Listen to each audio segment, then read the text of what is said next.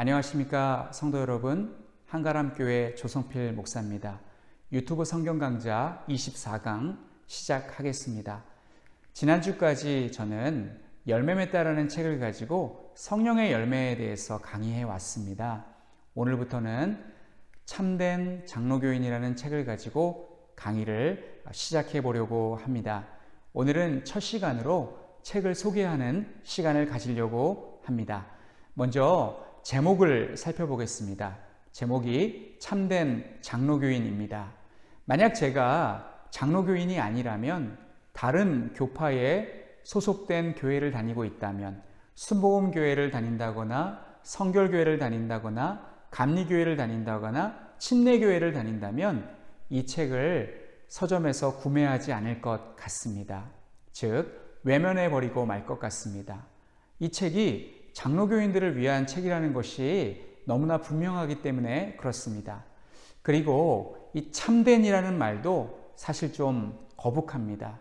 힘들고 어렵게 신앙생활하고 있는데 참되어라, 더 수준을 높여라, 더 열심히 해라, 더 진짜가 되도록 해라, 이러한 말들이 나에게 부담으로 다가오기 때문에 그렇습니다. 출판사에서 책을 출판할 때 책의 제목을 가지고 많은 고심을 한다고 합니다. 간혹 저자가 제출한 책의 제목을 출판사가 저자를 설득해서 바꾸는 경우도 있습니다. 그 정도로 책의 제목이 중요합니다.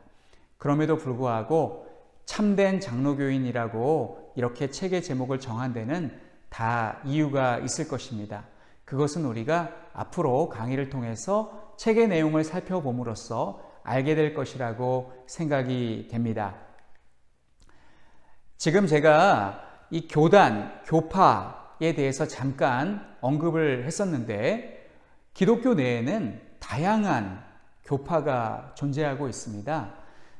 첫 번째는 감리교회가 있고 이것은 구세군 교단, 교파의 로고입니다. 그리고 순복음교회도 있고 또 루터교회도 있고 성결교회도 있고 성공회도 있고 그리고 침례교회도 있습니다. 이렇게 다양한 교파가 기독교 안에 존재하고 다 같이 열심히 그렇게 예수님을 믿고 있습니다. 그리고 조금 더 디테일하게 우리가 안으로 들어가면 대한예수교 장로회 안에 또 교단이 또 여러 개가 있습니다. 고신교단이 있고 대신교단이 있고 통합교단이 있고 합동교단이 있습니다. 여기서 우리 성도님들에게 돌발 퀴즈를 드리겠습니다. 다음 중 본교의 교단 마크는 무엇입니까? 대부분은 아시겠지만 모르고 계시는 성도님들도 있기 때문에 제가 이런 퀴즈를 내보았습니다. 아시다시피 네 번째 이 마크가 본교단, 교단 마크입니다. 우리 교회는 대한예수교 장로회 한가람 교회로서 교파는 장로교고 교단은 합동입니다.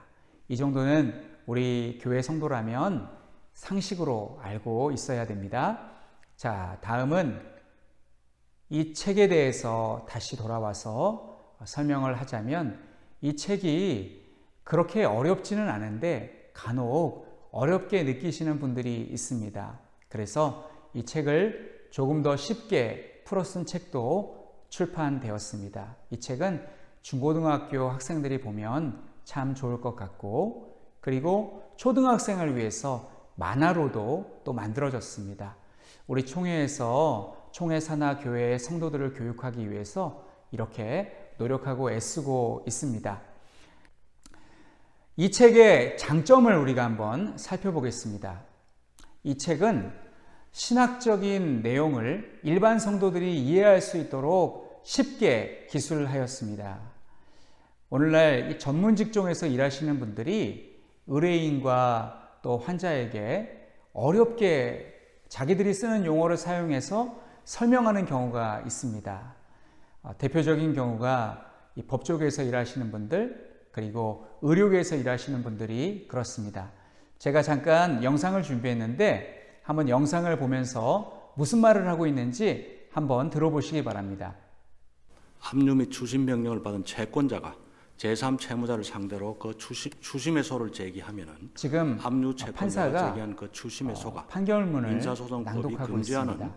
중복죄수에 해당하여 이것은 제가 예를 들기 위해서 영상을 이렇게 가져온 것인데, 가끔 변호사들이 의뢰인에게 설명을 어렵게 하는 경우가 있습니다. 의뢰인들이 알아들을 수 있는 말로 설명해 주어야 하는데 자기들이 쓰고 있는 법률 용어를 그대로 쓰고 있는 경우도 있습니다. 다음은 의사들이 사용하는 용어입니다. 의사들은 영어를 참 많이 사용합니다. 백트라이드라고 생각됐습니다. 그건 심장 내부에 피가 고인다는 증거입니다. 보시다시피 전문 용어를 사용하고 있습니다. 그래서 이 환자들은 이해하기가 어렵습니다. 좋은 의사 선생님들은 환자들이 이해할 수 있도록 그들이 사용하는 용어로 잘 친절하게 설명해 줍니다. 그런데 그렇지 못한 의사분들은 무슨 말씀을 하시는지 도저히 알아들을 수 없는 말로 설명을 합니다. 그런데 참된 장로교인이라는 이 책은 신학적인 용어를 성도들이 알기 쉽게 풀어서 설명해 주고 있습니다. 그것이 바로 이 책이 가지고 있는 첫 번째 장점입니다. 두 번째 장점은 무엇이냐면 이 책은 두껍지 않다라는 것입니다. 자, 보시다시피 이 책은 얇습니다. 이렇게 보여드리면 성도님들이 얇은지 두꺼운지 잘 모르시기 때문에 제가 이렇게 보여드리겠습니다. 보시다시피 이 책이 그렇게 두껍지 않습니다. 상당히 얇다고 할 수 있겠습니다. 그리고 무게도 그렇게 무겁지 않습니다. 이렇게 얇게 책을 만들었습니다. 그렇다고 해서 이 책이 내용이 부실하냐? 그렇지 않습니다. 이 책은 아주 중요하고 핵심적인 내용을 다루고 있습니다. 그리고 네 번째는 이 책은 검증된 책입니다.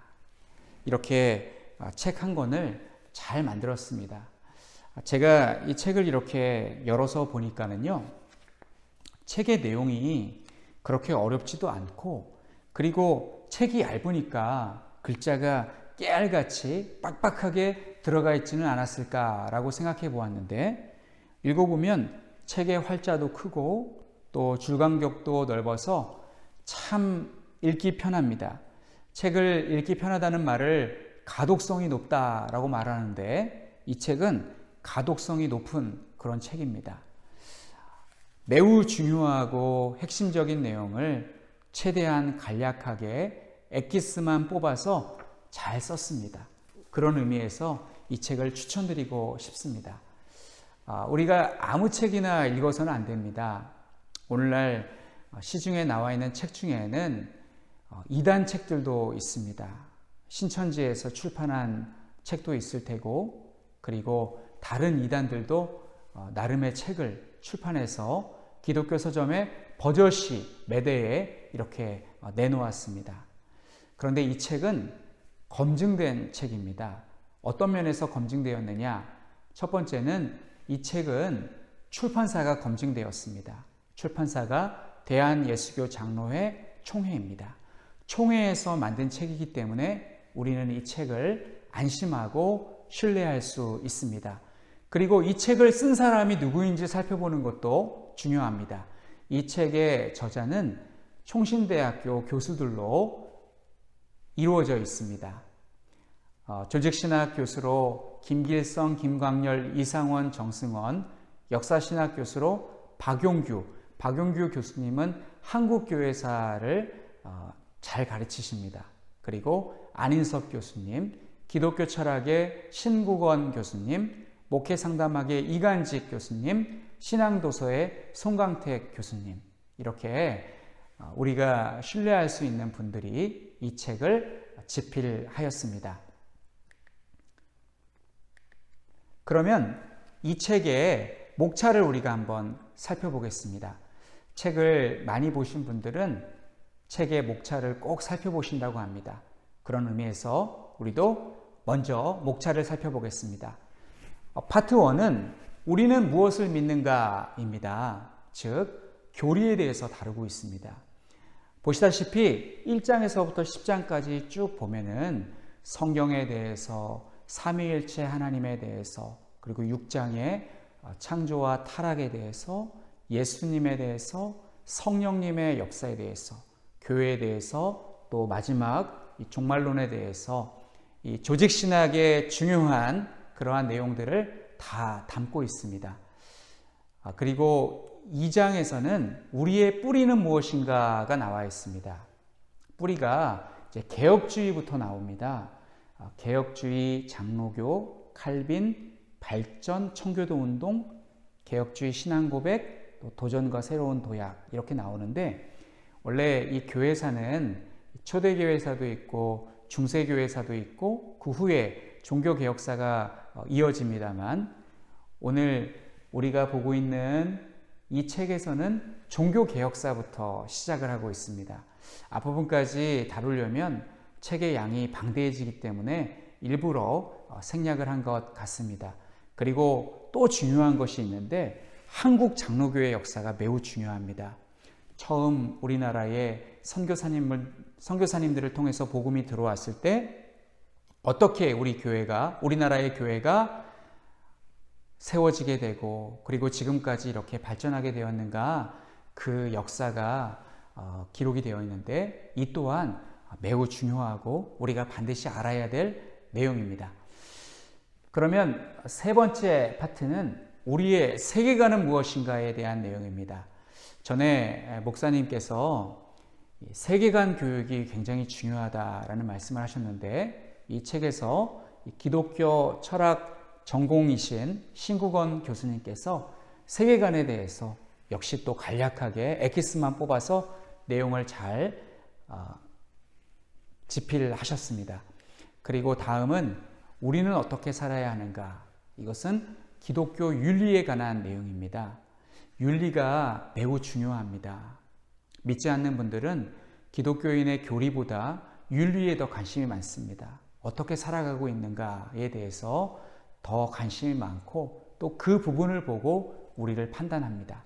그래서 어떻게 살아야 하는가, 이 부분에 대해서 우리가 공부하고 또 생각해 볼 필요가 있습니다.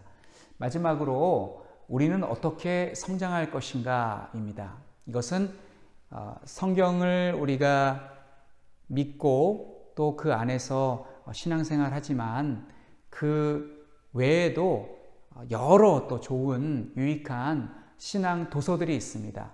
이 도서들은 성경을 더 잘 이해할 수 있게 도움을 주는 책들이라고 그렇게 생각하면 되겠습니다. 자, 그러면 우리 파트 1부터 한번 살펴보겠습니다. 우리는 무엇을 믿는가에 대해서 한번 보겠습니다.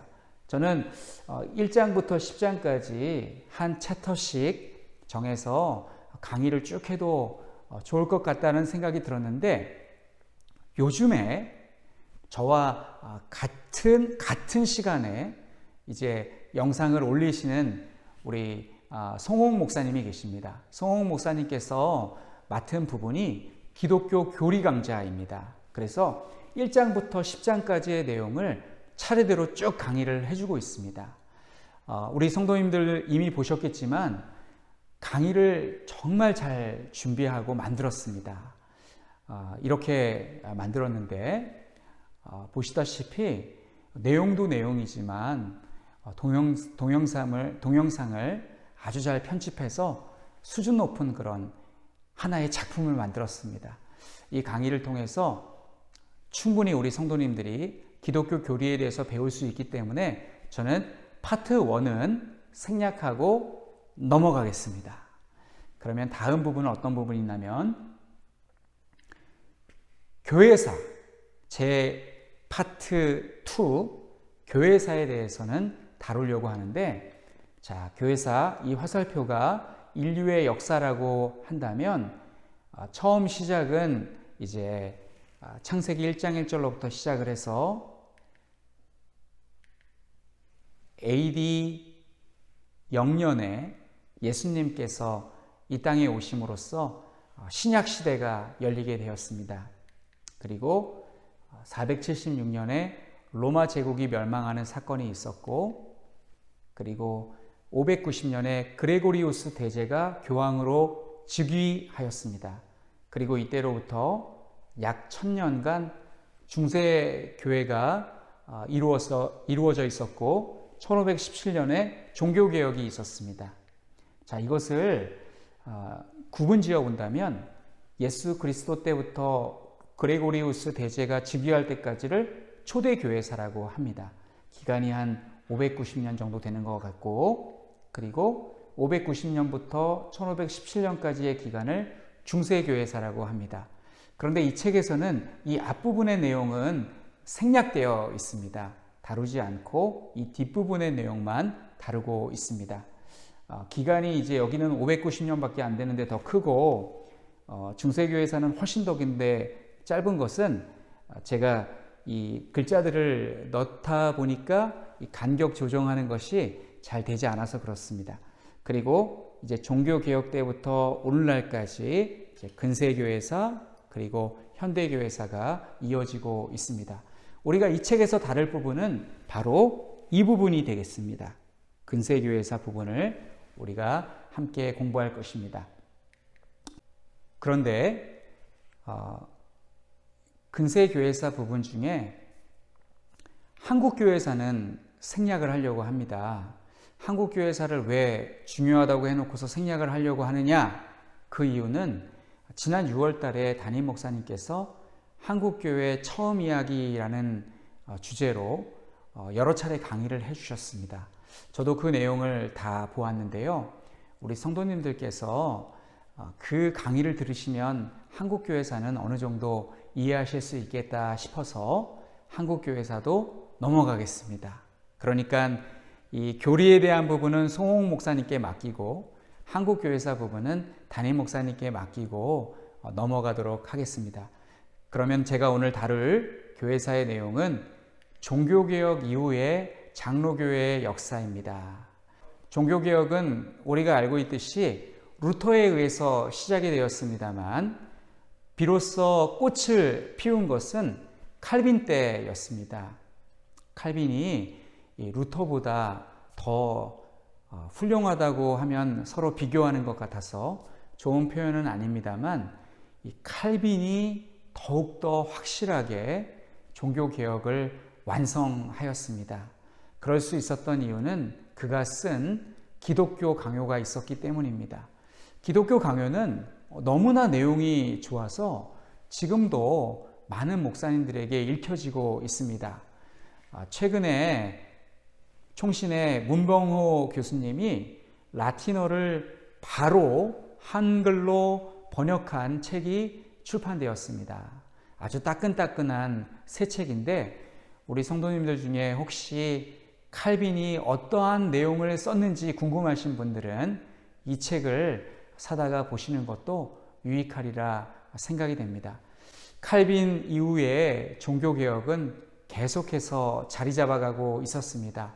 칼빈이 죽고 그 제자들을 통해서 계속해서 이 칼빈주의 사상은 전파되었습니다. 칼빈의 가르침을 따르는 그 무리들을 칼빈주의자들이라고 합니다.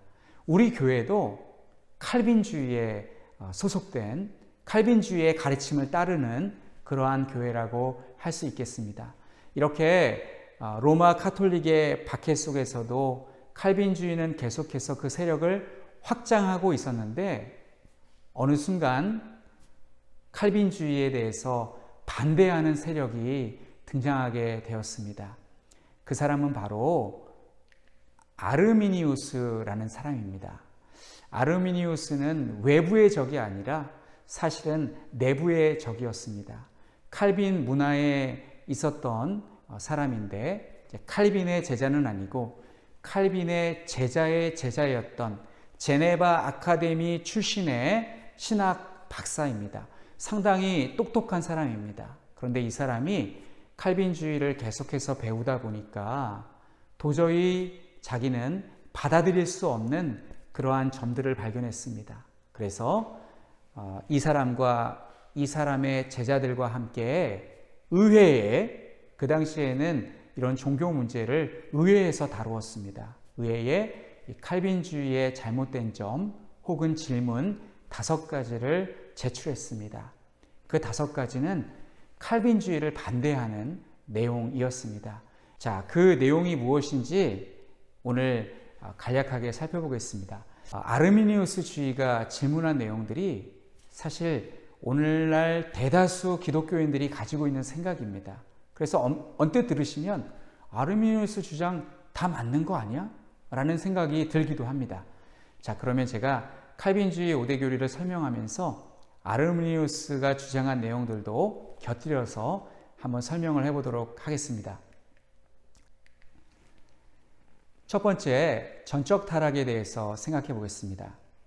전적 타락이라는 말은 완전 타락이라는 말과 혼동되는 말입니다. 완전 타락은 완전히 타락해서 소생할 가능성이 전혀 없는 그런 상태를 의미합니다.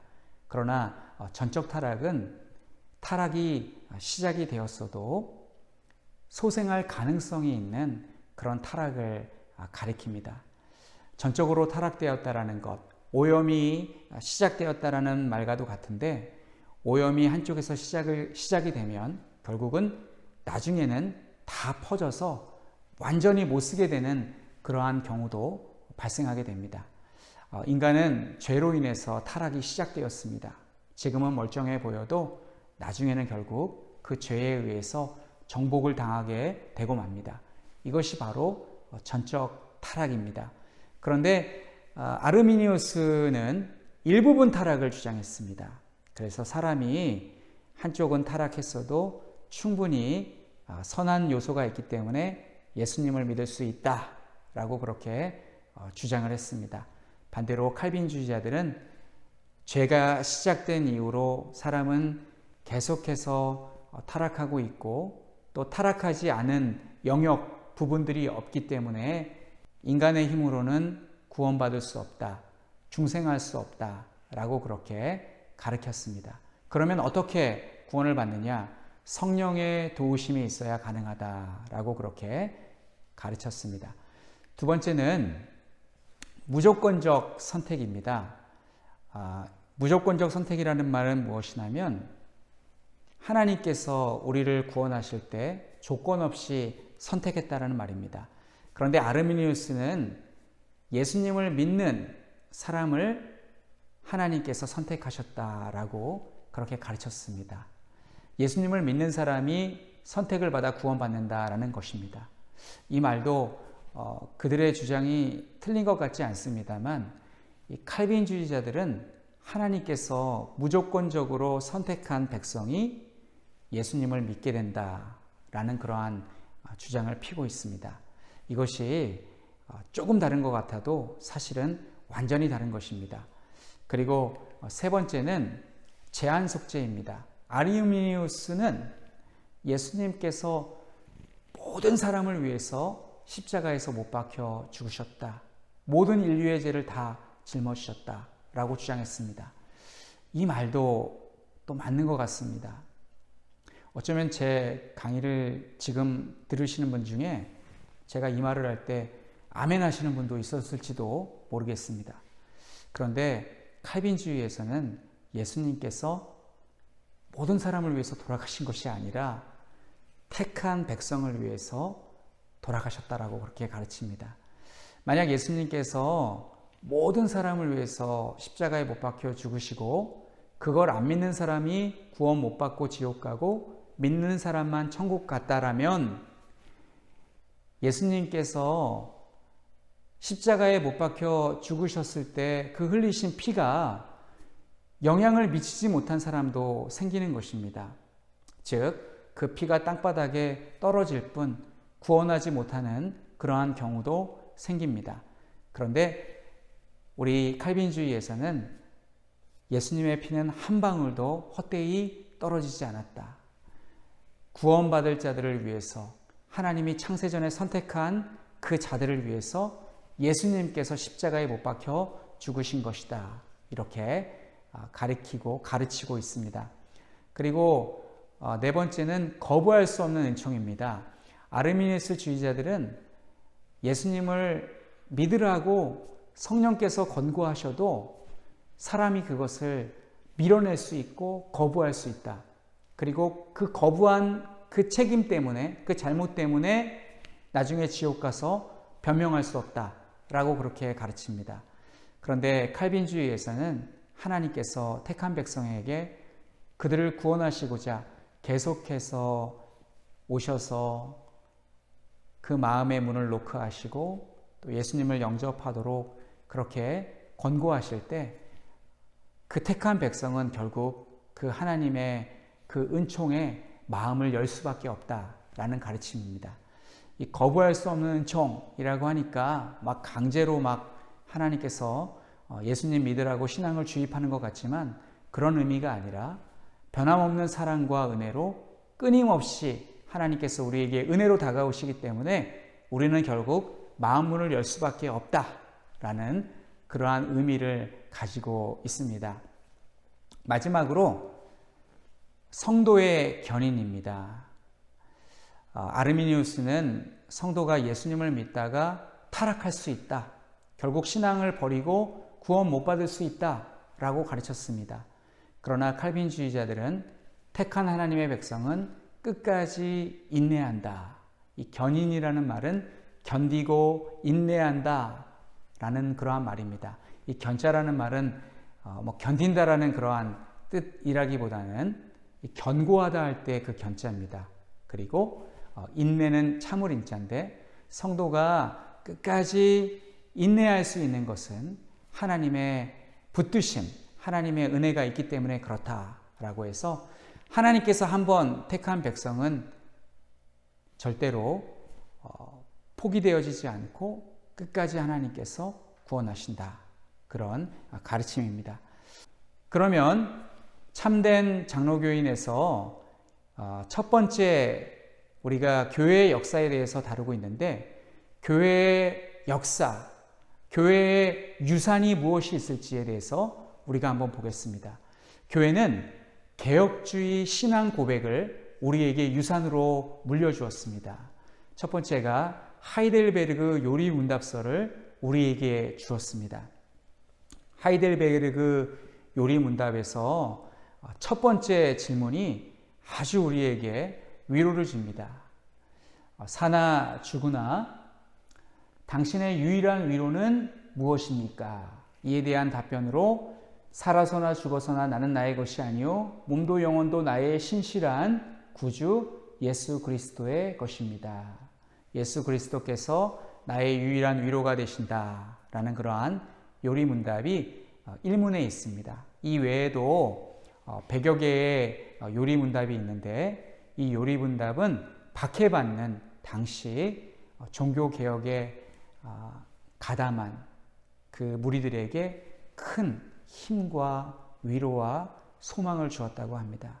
처음 종교개혁이 시작되었을 때 얼마나 많은 박해가 있었는지 모릅니다. 그들에게 하이델베르그 요리문답이 큰 위로와 소망을 주었다고 합니다. 그 유산을 우리가 현재에도 이어받고 있습니다.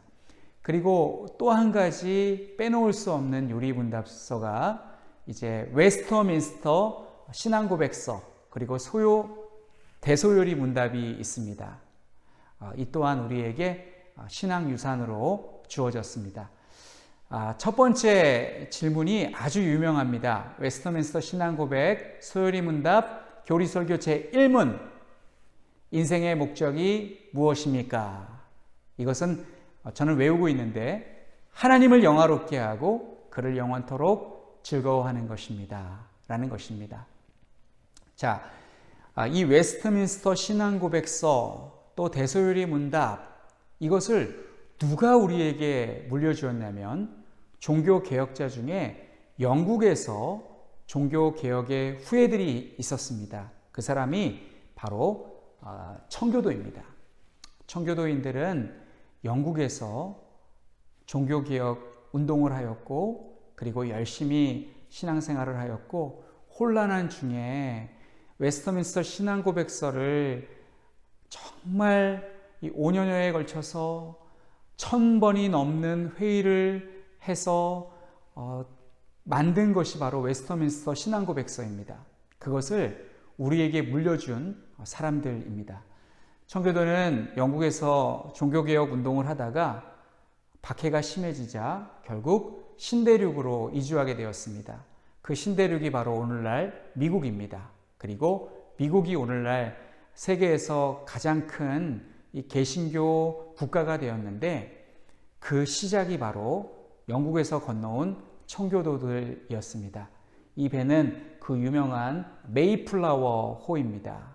아주 추운 겨울날 미국 땅에 도착을 해서 그곳에 교회를 짓고 학교를 짓고 집을 지어서 이제 신앙 운동을 그곳에서 했고, 또 오늘날 미국의 그 신앙의 근간이 바로 이 사람들로부터 시작이 되었다라는 것입니다. 자, 이 청교도가 우리에게 물려준 웨스터민스터 신앙 고백서는 오늘날 한국 교회도 받아들이고 있습니다. 한국 교회의 웨스터민스터 신앙 고백은 아주 중요합니다.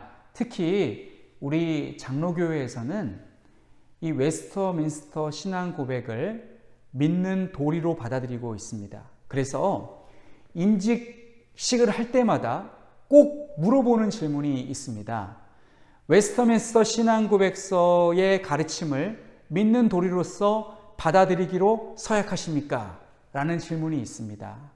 그래서 우리가 이 웨스터민스터 신앙 고백서의 내용을 굉장히 중요하게 생각을 해야 되고, 임직받을 때 모르고 대답을 하기보다는 한 번쯤은 읽어보고 그 내용이 무엇인지를 알고 대답을 하는 것이 더 좋을 것 같기도 합니다.